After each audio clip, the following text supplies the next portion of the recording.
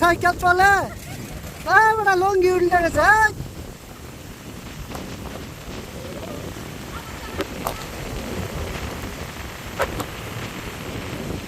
এই 1 মিনিটের ভিতরে বৃষ্টি আরম্ভ হয়েছে। আল্লাহর কুদরত,